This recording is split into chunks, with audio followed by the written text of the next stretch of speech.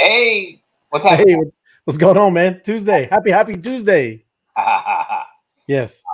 Yes, and happy Valentine's Day, Oh, right? that's right. It is Valentine's Day. Look, that's right. Let me. Anything? Huh? No. Did you What's get? that?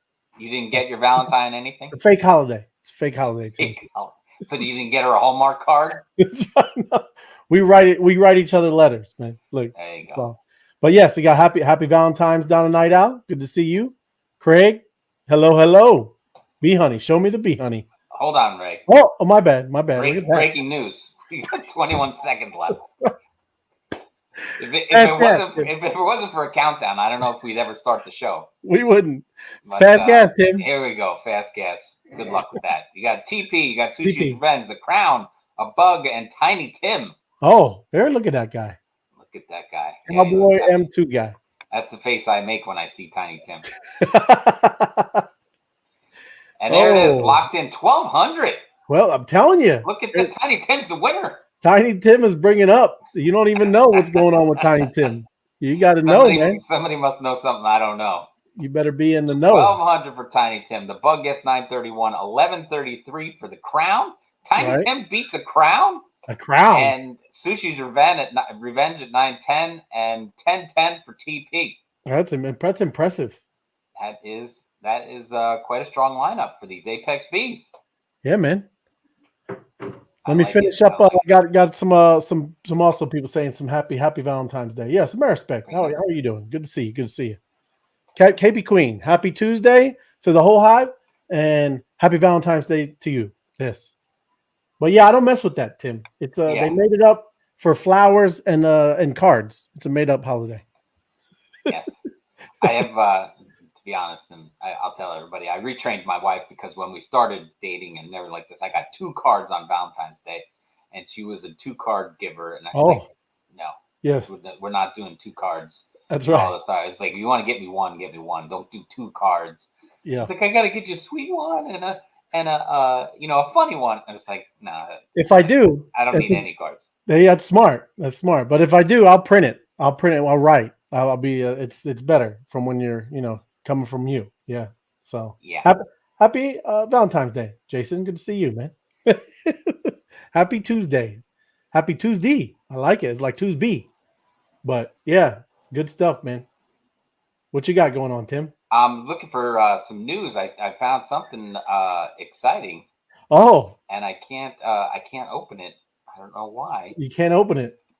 And I'm trying. Maybe I shouldn't click on links. Watch those links, Tim. They gotta be protected. It's not working though. But the headline, I'll just give you the headline. It says the Binance chain aims to double the transaction speed and targets ZK, which is zero knowledge, my favorite thing, tooling in the 2023 roadmap. Oh wow! So, but the Binance chain, they should speed up their article load time because it's not loading up. But transaction speed on Binance, that was worth trying to open up, but that's about as much of the story I can give you. There you go. Speeding up. There you go. Got George. Good evening, George. Apex, an ape and a poker. And yeah, that's right. Ape and poker. Got poker tonight. We got your couch night. Okay, there you go. But yeah, we got that too. Be the alpha poker night, Tim. Yes. Yeah, good stuff. I had something to say about that, but I won't. G-rated. We'll keep it a G-rated show. Well, I got some news. I went through. I did some stuff, but you know how I like to, like I said, start out with the memes. Got a good one tonight. It's funny. I'm ready. Diamond hands, Tim. He's got diamond hands. That's what I'm talking about, right? Little spin on diamond hands. Here we go. The bear market is coming up the escalator. These are all the weak hands, and then you got diamond hands coming up. Let's watch. It's a good one. Let me turn her up.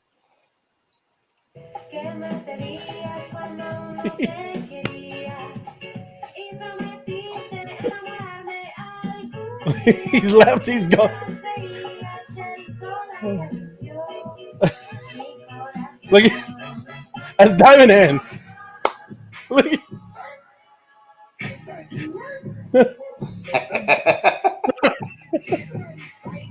he don't even pay attention. He's diamond.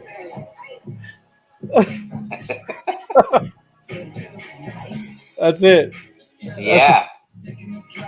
That's it. That's how it is in crypto. You know what I mean? That's funny, huh? You got to start out with diamond hands, Tim. I like it. I like it. That's it.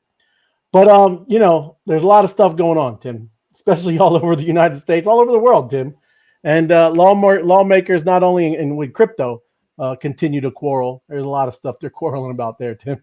But we're all about crypto and talking about what's going on there. But senators are tying themselves in knots over how to regulate this digital asset industry. And again, it's starting to look again, the party line stuff. I thought they were going to be more in unison and bipartisan. I thought that cross the aisle. I thought that's what's going to happen, but yeah, no, it's starting to, who knows? I guess too, the posturing and positioning, people got their deals and stuff like that. But the Senate Banking, Housing, and Urban Affairs Committee hosted a meeting today, titled "The Crypto Crash: Why Financial System Safeguards Are Needed for Digital Assets." Some experts said it would be best to let the industry flourish and allow innovation. I like that. I like that one. But they got people that are pushing back, and they're warning. Obviously, all that's still on the top of everybody's mind, and it should be, is this FTX collapse. So this Senator Sherrod Brown said in his opening statement, urging regulation after the fall of Mega Exchange, and he said this crypto nightmare isn't over yet, right? And you never know what's they're still kind of hiding, and I'm going to jump into that. There's the Sam Bankman is still doing crazy stuff. I don't understand how this guy is still able to even be on a computer, Tim. Yeah. So I'll talk, like I said, I got the next news story. It's literally about that joker, right? But it vaporized billions of dollars. And yes, there has to be protection for things like this, these centralized places, but they just have to be able to, I think, separate, right, this decentralization and, where we talk about code is law. And of course, auditing, everything has to be, followed up and checked up on. But once it's loose, everything's running properly, they need to kind of leave that kind of stuff alone. But this other stuff where you have just some guy or a corporation that's controlling everyone's assets, of course, that needs to be regulated. So one of the ones that are kind of more against this stuff, longtime crypto critic, Senator Elizabeth Warren, Democrat from Massachusetts, spoke about how criminals such as drug kingpins use digital assets. I don't know how many times they're going to use this one, Tim. Yeah, they love to pull that one out. The drug pins. Hey, I don't know about you, but I remember the United States flying a C-130 in the Iran and dropping $1 billion of pallets of cash. Right. Well, we've seen the top 20 ways to launder money, and fiat currency, I think, is 3, right? Yeah. Yeah. And crypto was like number 18 or something like that. It's yeah. I mean, that's usually the main thing they talk about it, but it's ridiculous, and it happens. It's not like I'm not saying it doesn't happen, but man, people use cash more than anything for any of that drug, digital assets or drug kingpins or trafficking of people. So it's cash, right? But they do use Bitcoin and things like that. And they use cigarettes in prison. But now, cigarettes are out. Not that I've been to prison. In the Army, I used Cheese Whiz. Cheese Whiz was big. Cheese was big on the streets. That sounds Cheese Whiz. You get a lot of stuff for Cheese Whiz. You do, man. Cheese Whiz, and a half a pack of cigarettes. That gets you a lot. But what they're talking about is this economic center saying that the crypto world barely resembled anything Bitcoin creator Satoshi Nakamoto envisioned and undermined U.S. national security. But we touched on that yesterday. Hopefully it gets back to this privacy and type, that kind of things, what Satoshi was, and Bitcoin, the blockchain was all about. But obviously too, the government that's not one thing on their agenda, right? That's not first on their list. But then you hop down here with this J.D. Vance. He's a Republican from Ohio who admitted to he owns some crypto. Said that regulators want to make sure they don't destroy the dynamic upside of the digital asset world. Right. And again, obviously me and you, we agree with stuff like that because you don't want to mess or squash innovation because this will affect the country moving forward. Again, we've talked about it and repeated this many times. People will leave, man. They will just go, and it could be, El Salvador, right, with Bukele down there. It could be a whole new city, just like Dubai and all of these countries that just spun up recently, where that if anyone's ever seen, and I've never been there, but you ever go to cities like that, it's like futuristic, man. I mean, again, I know that they just, there's a bunch of billionaire, oil sheiks and stuff, but still, it's an amazing city. And you look at our infrastructure here, it's very old and antiquated, and airports, things like that. But this is something that this country, I think, absolutely needs, and you can't push people out to get, to be kind of running from this stupid regulation stuff. That's just my opinion, man. So this is who we were just talking about, Sam Bankman-Fried's Super Bowl VPN use. He was using it during. So he's got a VPN, and it's prompting government concern is that this guy's got a virtual private network, right? So they can't track anything that he's doing.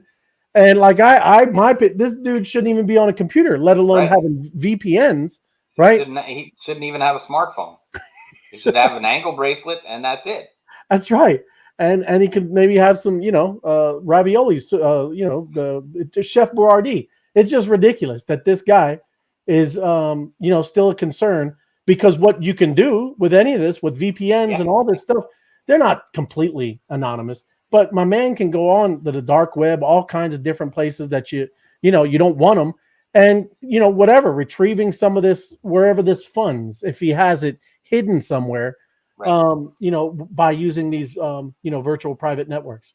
So the government promptly informed Defense Counsel and raised concerns about the defendant's use. Wow, good for them. Good for them. They raised concerns, but that's just something that you violate like that, and they should you just don't get bail. You don't get bail. You don't get to be out free in your house. That's kind of what should happen when someone violates anything like that. So it's just a lot of wild stuff going on. I can't believe that guy is just kind of roaming free and able to use a computer, but that's what's going on with that whole thing with the government and FTX. But NFT traders are flexing their Blur airdrop. There was an airdrop recently, Tim, and I just want to touch on. I'm not going to not telling you I think it's too late anyway, but not saying to go after and start looking at whatever airdrops are, but I wanted to drop down and show that somebody, that was getting his airdrop, snagged more than $1 million worth of the tokens, Tim. Wow. Imagine getting airdropped $1 million. That's nice. That is nice. So, this is here. A Blur airdrop took home over 3.2 million Blur tokens, valued at 1.93 million based on the current price of 60 cents. So that's quite the haul, man. But whoever this was, he had a mutant ape and some other side NFTs. And, it's just something, like I said, not all of them are scams, but you still watch out for any of this stuff. If you're going to get into airdrops and you're looking for this stuff, number one, again, we're going to talk about safety, is you never use a wallet that you're, has any of your assets in. You create a new wallet, and that means a whole new MetaMask, right? The 20 or the 12 seed words, just completely new, never really been messed with. Don't put a lot of money in it. And then, if you want to go play around in some of these things and just kind of learn about it, that's great. Some of these airdrops are real. I did one. We talked about it a while ago with ENS. Those ETH names with the .eth, right? Got tokens. At the top, I think we got quite several $1,000s just dropped in there. That's pretty cool. So that's just something to look at. And then what do you do with it, Ray? Lock it up. Lock it up. Because that's where we're gonna end, Tim. Cold storage. I would, and I did. You just move the tokens off. I'm a hodler, man. Like we started out. I'm that Bitcoin guy. I'm just stern. Don't look left or right, Tim. keeping it real. There you go. But here's another one with the Bored Ape owner. Right. We talked about these ordinals that are going on in the Bitcoin blockchain. With this NFTs are starting to move over there. Right. Well, this guy, who's an ape owner, took it amongst himself, Tim, and he burned his $69,000 NFT, and he moved it from Ethereum to Bitcoin.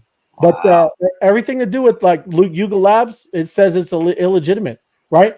But look at that. Look what that is. You're talking about centralized Yuga Labs, and who are they, right? Who are they to say what this guy does with his NFT? Kind of funny that they're saying it's illegitimate when this guy sent it to a burn contract.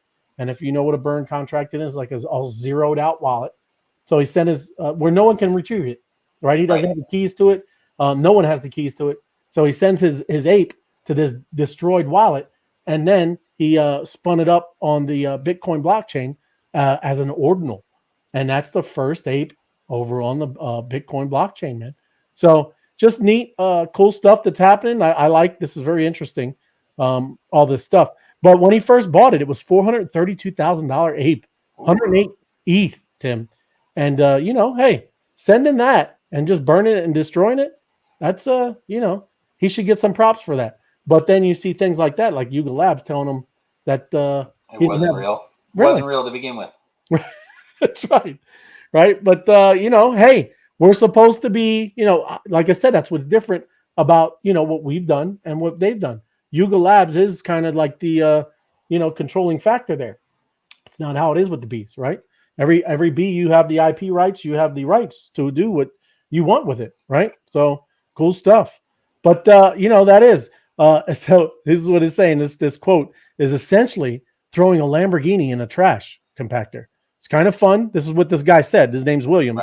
Right. He told Decrypt whether putting bloated JPEGs on Bitcoin's base chain is smart or not is a whole nother discussion. But I think it's going to be a lot of fun seeing how it plays out.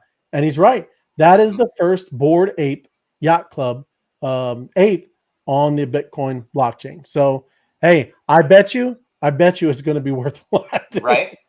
I bet. Because this ordinal stuff, this is very interesting, man. I don't know where they're at. When I was reading it, I think they're still around 70, 80,000 of NFTs that have been minted on ordinals.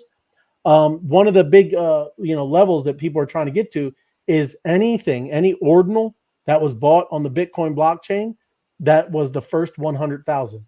They're going to be pretty special. So, right. Just like I said, it's really interesting seeing how all this is working. And it's, people should read about what this ordinals are. It's pretty neat. So this is another quote. The idea is that you are one way, permanently burning an asset on another chain and pointing it to the ordinal that lives on the Bitcoin chain, said Rob Hamilton, who collaborated with Rotomore to create the new ordinals feature. So this is who he's working with, or at least help them get this transferred over, or not transferred, but changed over to there. Like I said, kind of interesting stuff. So this is even some more. Former SEC chief counsel says agency needs to make clear its crypto compliance rules. And I know I should have put it back here with this lawmaker stuff. But when the SEC tells us that something is not compliant, it's not necessarily the same thing as telling us what they would consider compliant. So that's what a partner and a head of regulatory policy of investment firm Bain Capital said. But this goes to exactly, I think Ethereum. This one is talking about, we're talking about with the staking and some other stuff. No one really knows. It's still vague, still kind of foggy of what all that means. We don't necessarily know just to form a single enforcement action or even through multiple enforcement actions. Any single action like the one against Kraken, that's an exchange, can be limited in the terms of what we can learn from it and what it means for other staking services. Yeah, that's what I was talking about. It's kind of like the ETH stuff, because this is all about staking.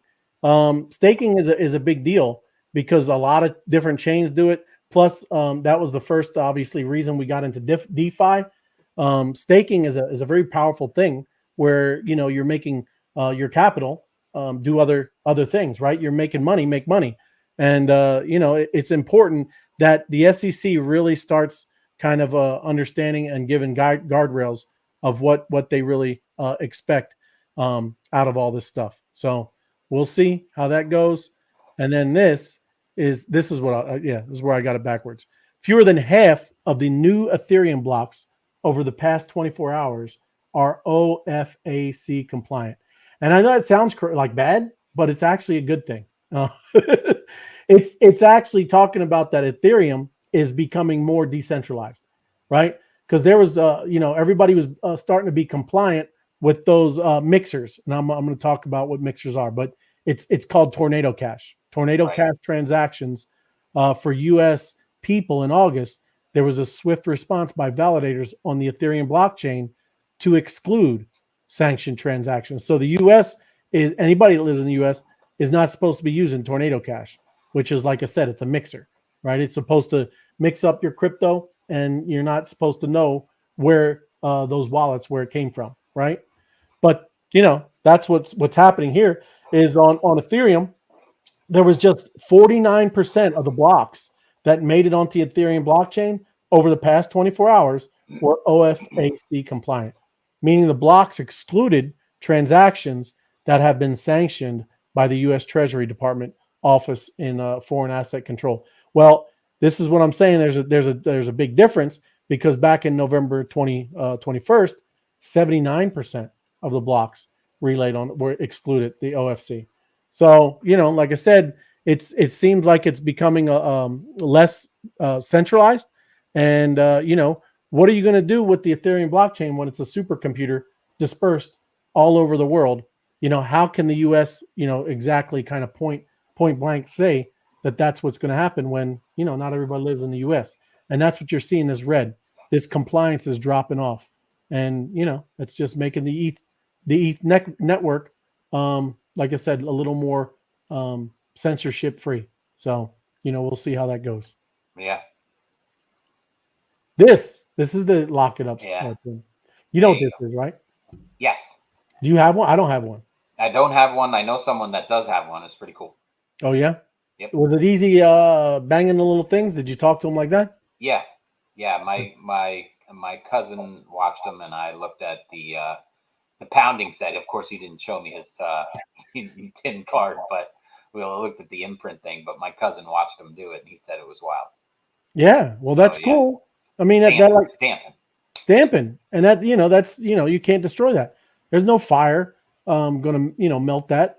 So that's really an important thing. That's why you would use something like that. Anybody that's going to get that, they are a little pricey. It's over $100, but if you have a lot of assets with crypto, it's definitely worth it, right?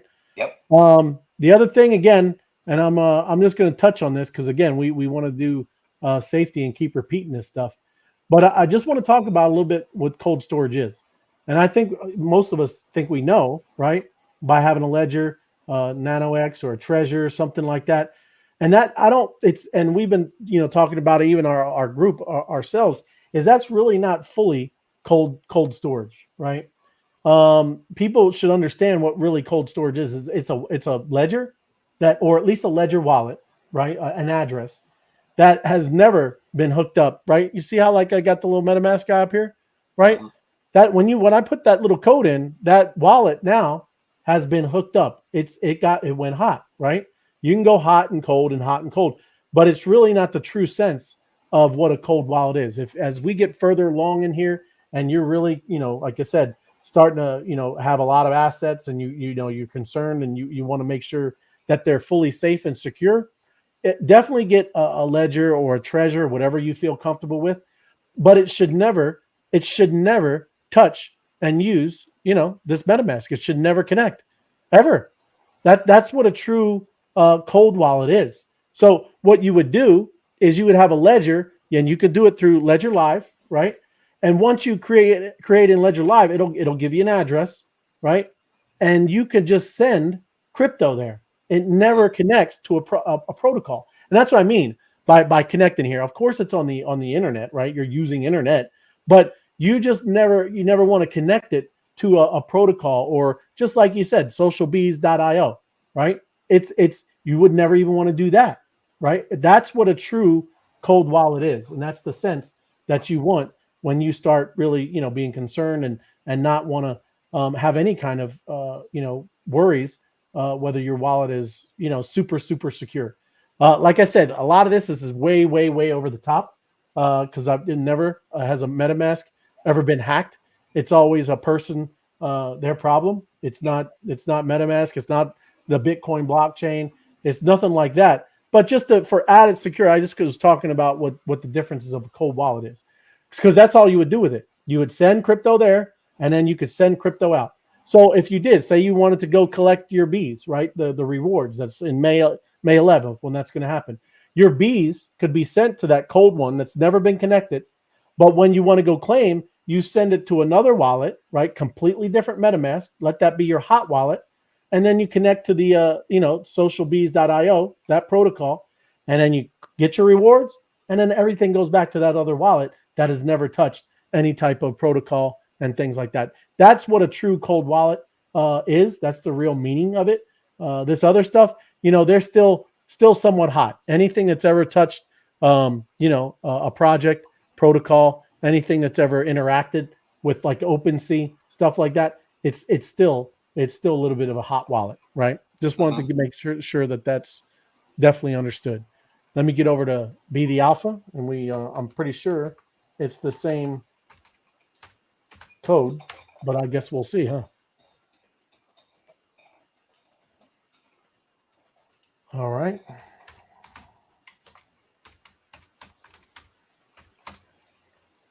Hopefully, it won't boot me this time. You put up the banner, so we got that up too. BeTheAlpha.com, Social Bees Tournament. Valentine's Day, heads up, free roll. Well, that's not us. We're Social Bees right here. Third one. Third one. And then, of course, the password is BHNY. BHNY. All right. There we go. So that's it. Right on, man. Let me stop sharing. But yeah, that's oh look, there's a good question. Let me just, I don't know if there's anything in there, but Home Search TV is talking about what happens May 11th. Well, if you go to socialbees.io, read the doc. There's a doc up there in the top menu. But what happens is these are asset-backed NFTs, Home Search, and these bees have what's called bee honey in them, right? They yield, and there you go. So they start yielding the bee honey. So it's an NFT that is going to start spitting out some bee honey, and that starts May 11th. It's a big deal. Like I said, we've been working for a while on this project. We started out as a DeFi project, and then we rotated everything that was learned in DeFi into these NFTs. So this is a DeFi financial project that is in the Bees NFT. But I'm not giving you financial advice, right? Now you want me to put up that one? It is, for entertainment purposes only. It is great question, though. I mean, because it is. If anybody, that it is new here. Yeah, there's a lot to this. I mean, not only that, Home Search TV is these bees also are connected. We're a part of a DAO. Each bee gets one vote. That DAO has a very substantial treasury right now. So yeah, there's a lot to it. So there's also Queen's taxes. There's all kinds of things here. But it truly is a DeFi project. But it's all the DeFi is everything is built into the NFT. So you don't need to know all of the, what people would do with yield farming and, putting tokens back into the contract and compounding. It's everything is built. As long as you own that bee, you are in the NFT project. You fly into the hive, collect your rewards, and you're good to go, man. Yeah. Thank you. Appreciate it, Jason. There we go. Good. Good evening. Yes. Let's go, Josh. Josh That's is right. here. Josh is ready to play poker. That's right. He is. He's a good poker player, man. Oh, Him and George is good. Jason's good. Donna's good. Everybody's pretty good players, man. Yeah. No, it's a fun crowd. Yeah. Everybody's gotten better. For what have we been playing, Tim? Like a month? More than a month. 2 months. More than a month. Yeah, it's probably 2 months. 2 months. And everybody's gotten a lot better. Yeah. Somebody's counting down the days. I love it. You go. You got to start down the countdown. Ariel's got good stats, man. He was doing a lot of stuff with the queens and all that. But yes, definitely good time, Ariel. And it is a beautiful thing. Like I said, it's exciting, man, because there's a lot of work that has been done here, and we have amazing developers that have pushed all the code, created everything, and we could take part and talk about it. So it's a great community to be in. Absolutely. All right. Well, we got 2 minutes to go before we start the poker game. So Right let's on. cut this one off. We got tomorrow night's auction coming up, and then Thursday night we'll be back with some more poker. Yep. Thank you, my crypto adventures. Good to see you. Sounds Right good. on, man. All right, see Ray. you. I'll see you Yes, in the sir. room on the Appreciate table. it. Yep. You going all in on round one? No, I'm learning, Tim. I get a couple hands, you know.